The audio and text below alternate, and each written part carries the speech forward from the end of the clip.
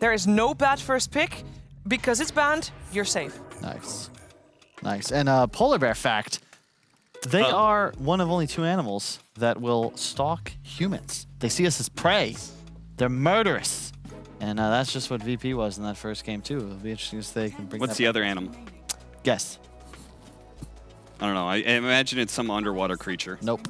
Really? Lions? Hippos! Tigers. Tigers it is. I know, Cap, I knew you get a that. gold That's star. why you have the masks on the back of your head. Yep. Yes. The masks? That make it look like you have eyes in the back of your Tigers head? only attack from, they don't want you to see them. They attack from behind you. Yes. So this guy realized if you wore a mask on the back of your head, the tiger would get confused. He was actively stalked by tigers, but he didn't know how to attack him. So it didn't. That's pretty good. And that's what Empire's doing right now. Yes. Doesn't it work on Somehow. polar bears? Polar bears, no. Polar bears don't care. Polar bears see you, you see them, and they're just like, what up? If you exist, you are food.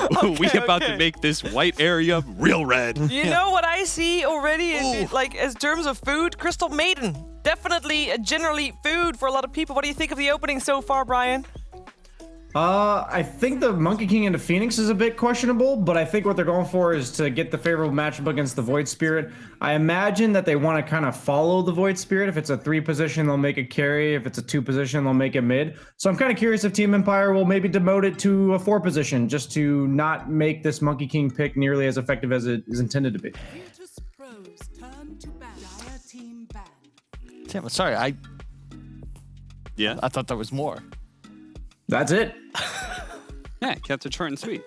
Beautiful. I know Cap's got his stopwatch out, so I gotta You know, I was like thinking about it. I was like, I wonder if BSJ heard that at all, or if he just immediately bounced after giving his spiel. Yeah, I will say this Monkey King is fluctuating priority. A lot of teams are picking it up first too. I see it banned most often in second phase. It's like right on the fringe of, is it something you can't first do? I like it a lot when a team like OG does it, because they'll play it off lane as well. And I think that makes the hero just way more formidable, just because you can abuse the laning matchup so much better. I mean, I personally think Monkey King's kind of a broken hero. Yeah, I feel like Ags. he was good, and then they gave him an Aghanim Yeah. Scepter, and now I feel like in many ways he's broken. Then they also gave him a Shard, which is a huge quality of life increase as well.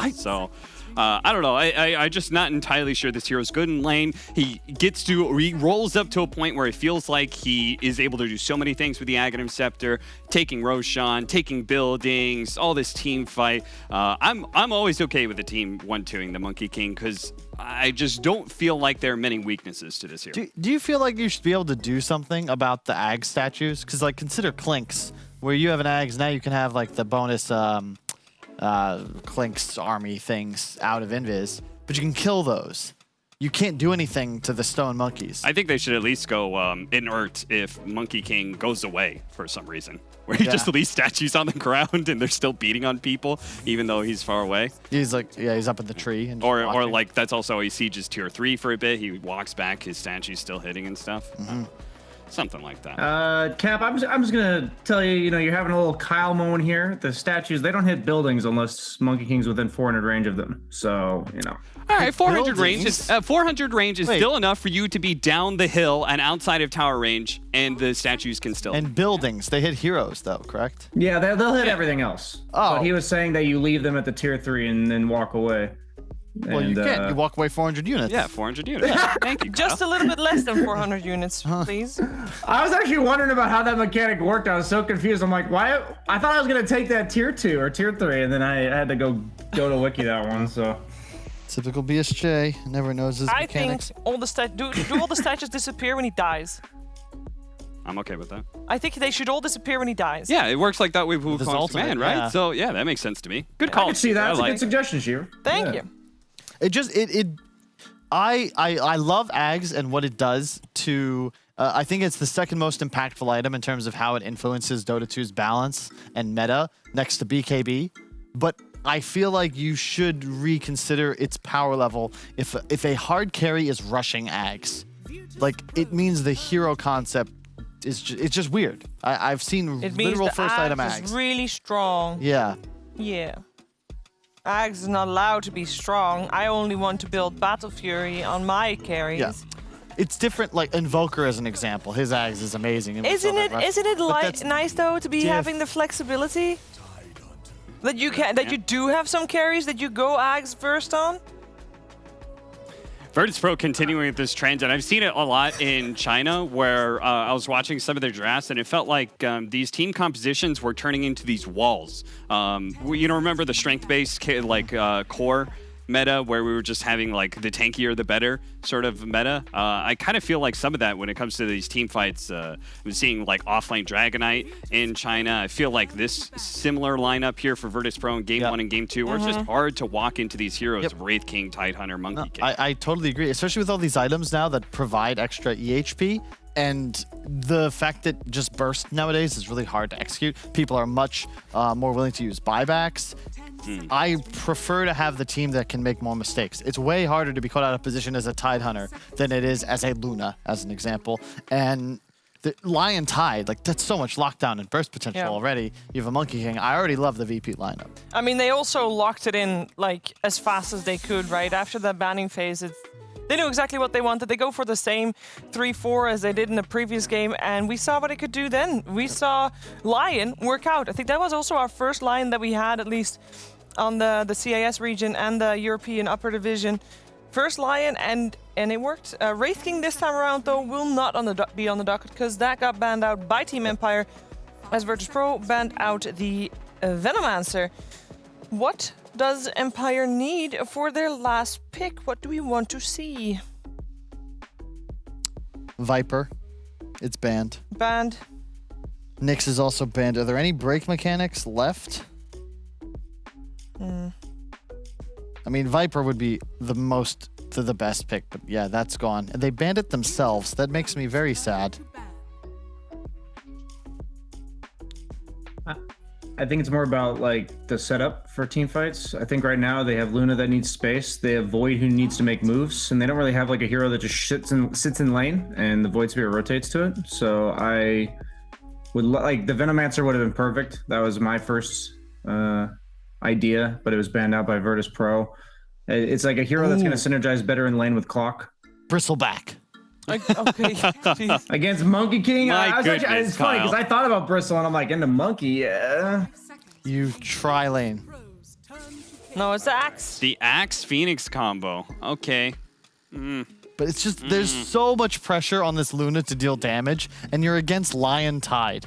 Like, that's the concern I have. The VP lineup, if you ignore the rest of the lineup to all in one hero, you're not necessarily guaranteed to win a fight. Whereas if you kill the Luna, like, where is the damage from a Clock and an Axe? We saw them previous games struggle with that damage. When they got the fight initiation they wanted, they couldn't finish it out because they didn't have the damage to do so. We got an Ursa pick as the last pick for Virtus Pro. 10 heroes on the board, Brian. What are you thinking?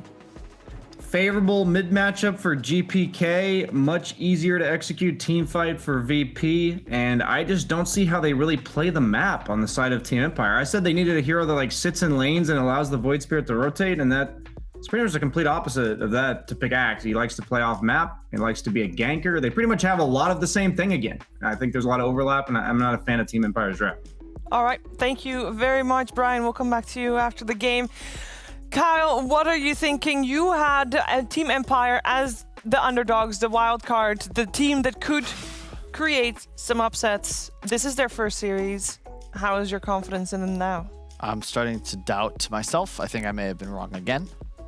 I like what VP's got. I think that once again they're going to collapse on middle, as BSJ so succinctly put. It is a favorable matchup already for GPK, and I think that the carry disparity as well. Like Luna can't do anything to an Ursa once he's got that BKB Abyssal up, and too much pressure on this single core to deal damage for the side of Empire. Cap, what needs to happen for Empire to have a good game? I don't know. I'm pretty shook right now just because I was very certain Empire's going to lose this game. I think they really need to be able to just roll forward off of this Axe-Phoenix duo, be able to get really good Supernova team fights around it that allows the Luna to feel confident about running into these team fights. And I was sure they were going to lose, but then Kyle said, I think I might be wrong. which I feel like is kind of a paradox if Kyle's always wrong and then he thinks he might be wrong, so now I'm a little bit confused, but still going to go Virtus Pro. All right, well, let's find out what's going to happen here in the second game. Can Empire put up a better performance? We're going to find out with ODPixel and Purge. Let's find out. Let's find out indeed, Purge. I mean, looking at these lineups compared to game one, do you consider Empire's chances a bit better here, or do you think this one's going to be even more difficult? I think they've got to be better than last game. The core matchups were just really, really solid for Virtus Pro's advantage. They're still decent. Having Ursa against Axe-type heroes can be very good. Obviously, if you can get some early kills and effectively zone him on a lane, he's going to have a really bad time. But with the same vein, we've seen saw Ursa's get pressured yesterday, which is pretty effective. So I have some faith. If Void Spirit has an okay laning stage, if he doesn't get ganked again successfully by like the Lion plus support duo of whatever Kingslayer's playing, then maybe he can be the guy that pressures the Ursa really heavily and buys them more time in this match. So I think seeing how they react to the likely rotations from those supports is going to be one of the cool different things that we might see this match. And they're actually defending their safe lane and bounty runes is not super common here.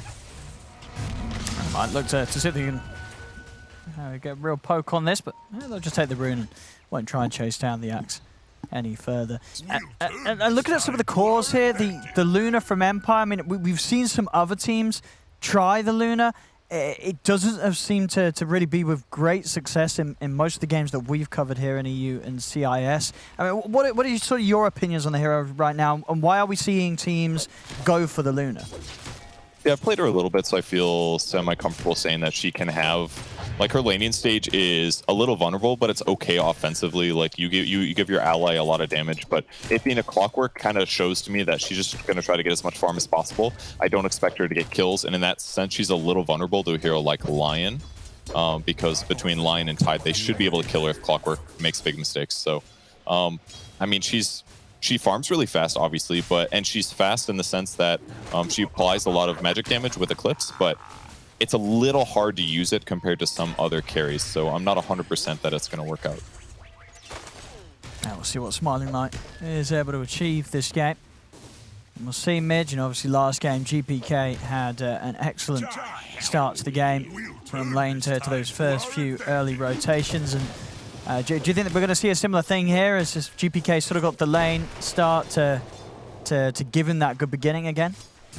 Yeah, I assume that we will see rotations again coming towards him, but it all comes down to like the wards that spot them rotating over. I think both cases, when they ganked mid last game, neither support smoked, I'm pretty sure, as they approach, so they should be able to identify that this time, and if they can, it's going to buy more time for the supports to get levels, and they get the clockwork online a little bit faster, which you might otherwise have trouble with.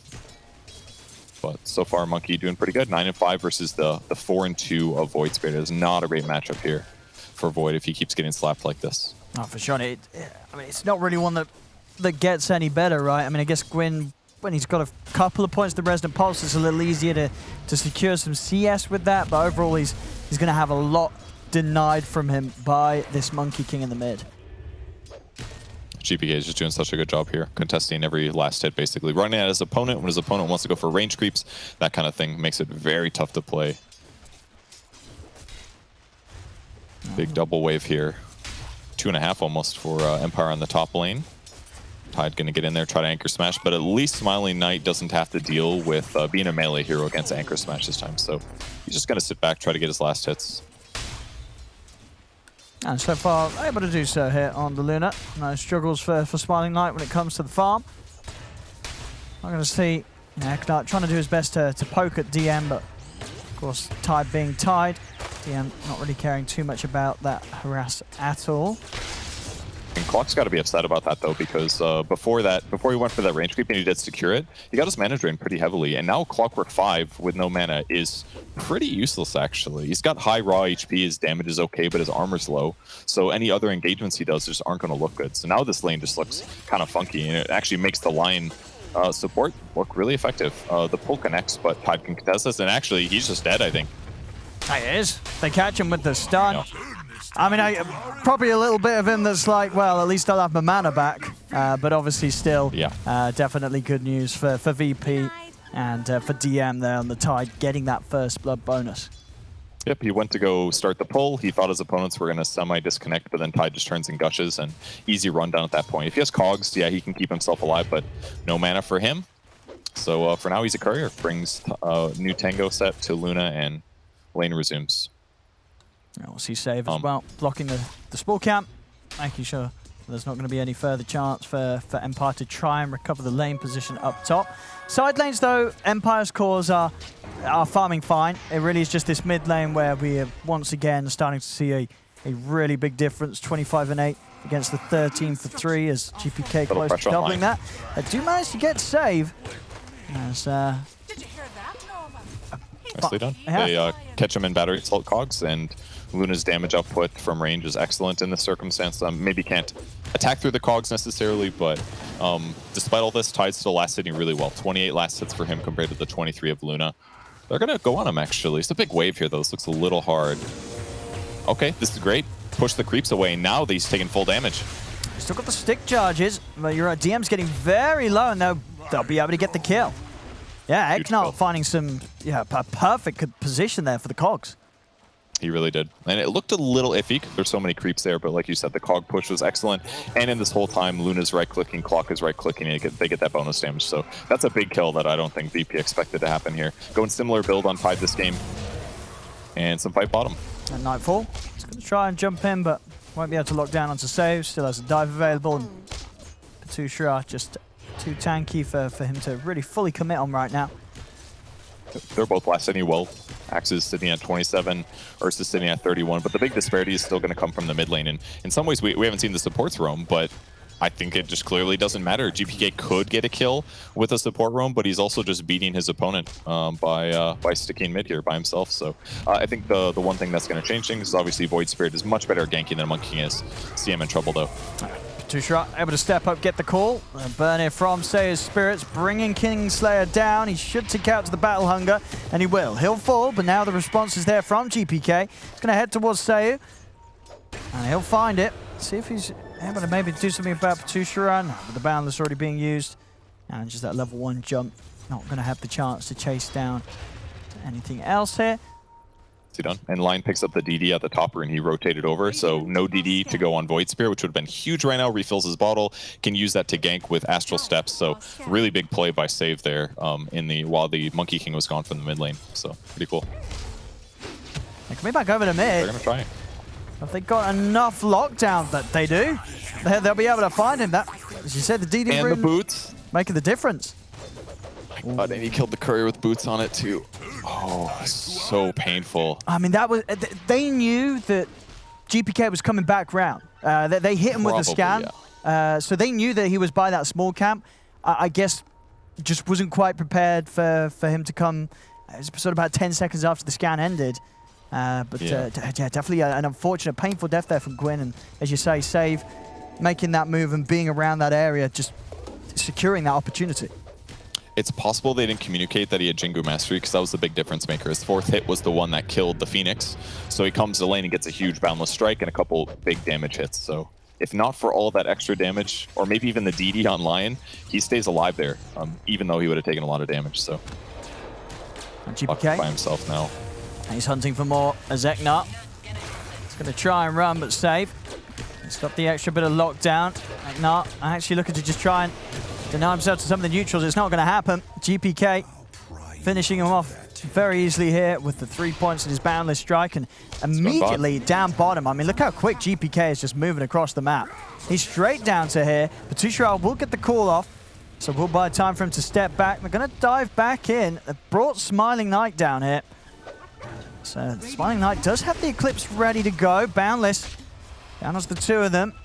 Smiling Knight still trying to chase in, and Gwimbly's coming in from the side. Looking to get the catch on the Kingslayer, and with the setup into the Lucent Beam, they'll find one. Now diving in for more. Gwyn turns over towards Nightfall. Nightfall still yet to hit the 6, so doesn't have the range to rely on, but DM, he's in with the Ravage onto both of the cores. Sets up for the kill onto Gwyn. Now Smiling Knight, he's pretty deep and he has to run, but they're chasing. GPK comes in from the side. He's not even using the Eclipse, knows that there's not going to be enough damage to bring any of these heroes down with him. As VP respond with the numbers, and will manage to come out on top of that trade there, holding on around their tower against a team. You know, Empire, they really tried to make something happen there, bringing the Luna in. Yeah, I mean, it was good that Void Spirit goes in to get a kill there, but he was a little overextended by the end of the CM finally falling, and all it took was Tide teleporting in with enough mana for that fight to just be completely one-sided. So, and in the meantime, Lion got another stack off on the large camp. He roamed mid, he got some more experience, and he's almost level 6, which is an excellent position to be on line. Get the ulti up faster, and now your ganks just become even simpler. So, no deaths on Nightfall either. Like, the net worth is just looking amazing for VP side. 4K advantage at 9 minutes is ridiculous. And do you like this sort of build-up as well, this game on the mid Monkey King, GPKs? He's just going to try and get this Deso online as soon as he can. It's interesting, for sure.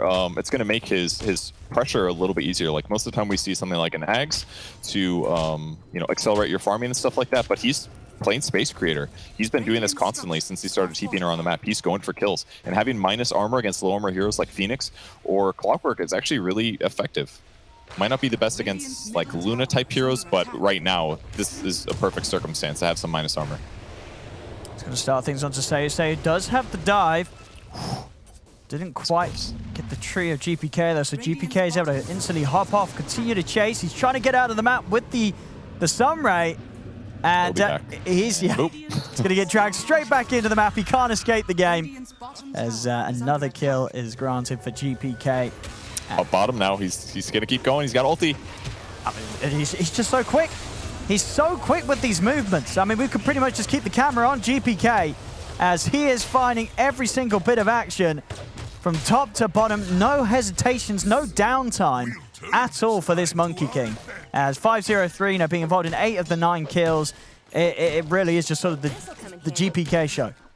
I really had doubts that he was going to be able to roam effectively, but he's like doing some classic Thompson material, going mid on Monkey King, doing well in his lane, and then he's just moving around, dumpstering everyone else in the game. Clockwork is still not level 6 yet, the hero that stabilized the lane a little bit, but can't actually gank until he gets that picked up. And the rest of the heroes in the game are just trying to catch up. Luna's doing okay on net worth with the Mask of Madness picked up, and she's queuing up a Yasha into Ags, but it's going to be a while until she feels really good in a fight here. Empire trying to use their potential grouped up to go for tower. Eknart on the side does find Save.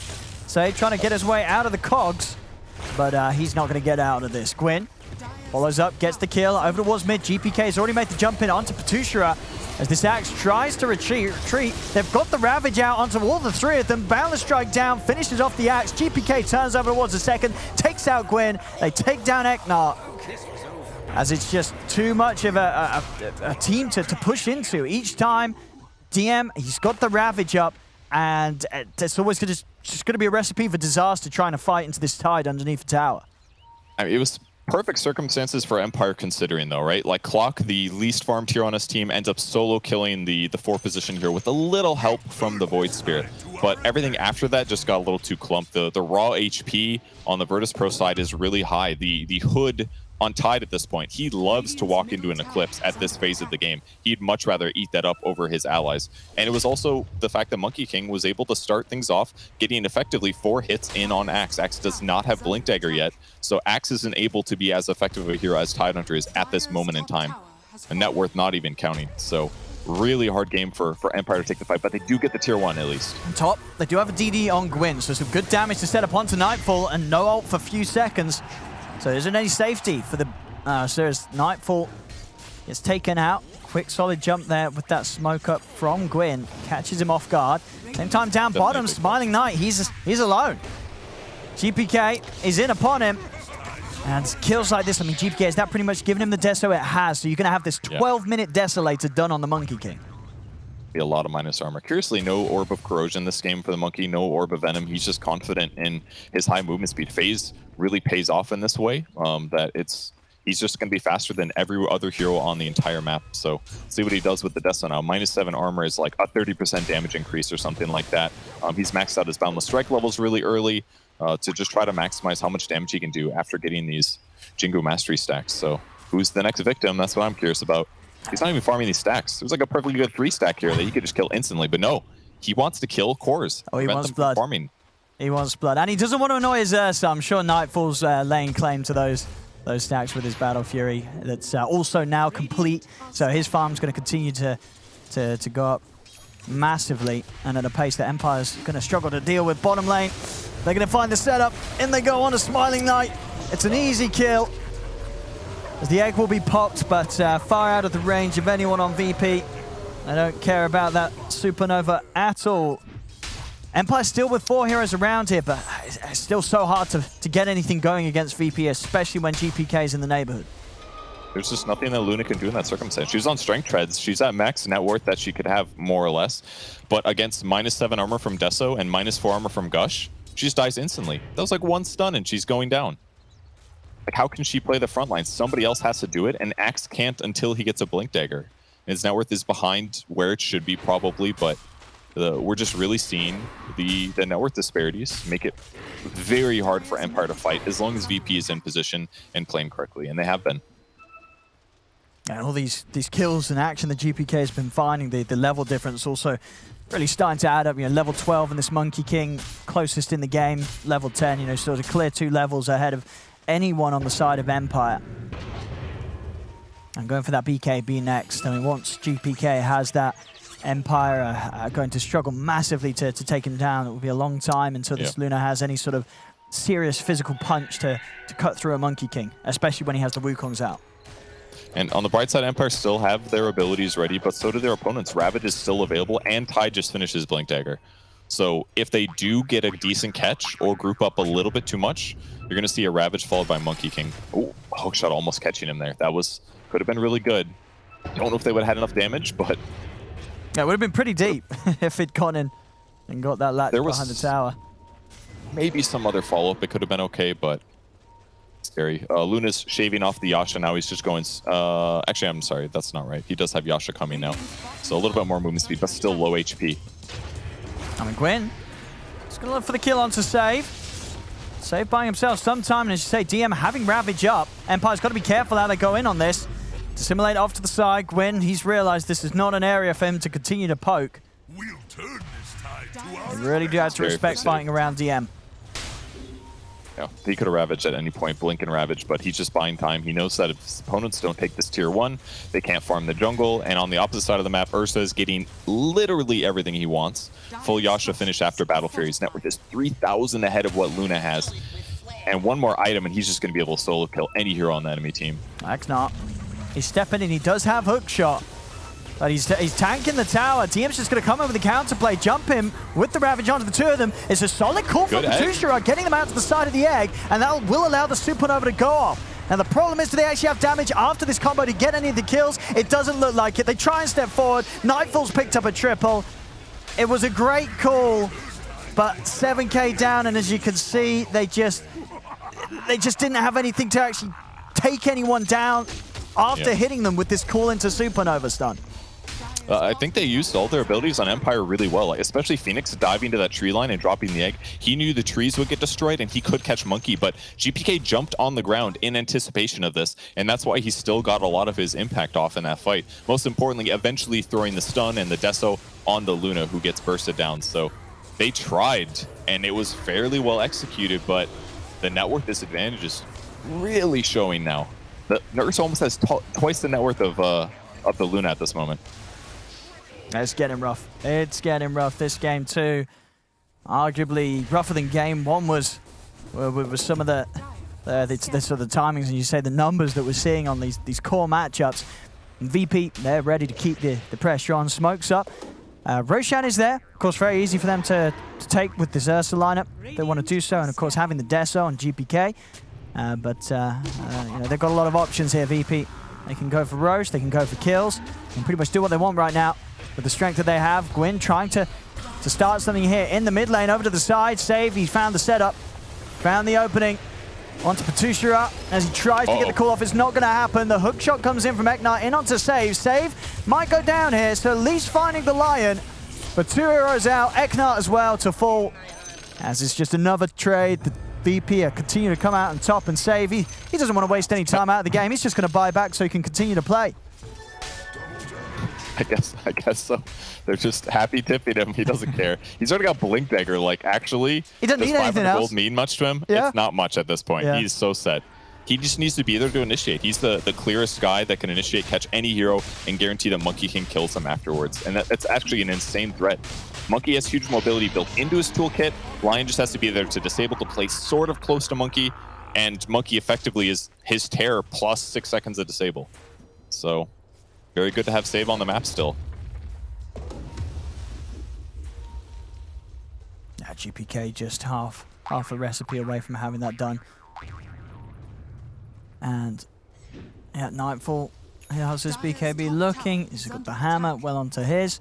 Empire, knowing that their only real way back into this is to find some sort of big catch, big pick off. They just keep trying to hit VP with the smoke, see if they can catch them unprepared, but it doesn't look to happen as VP sticking very solidly as the full 5-man, taking this tier 2 tower top. They'll start to sweep up here, Empire.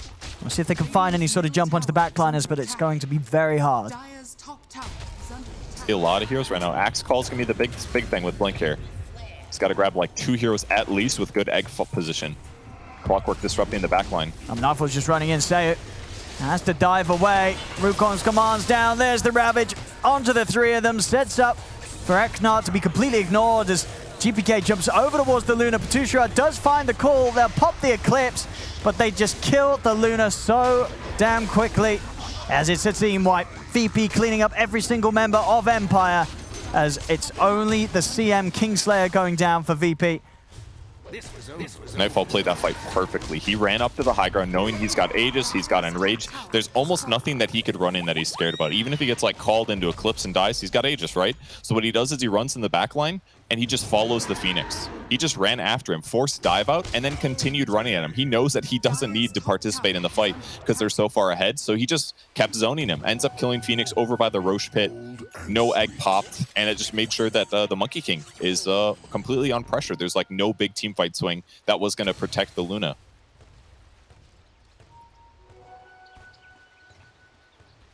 Smiling Knights.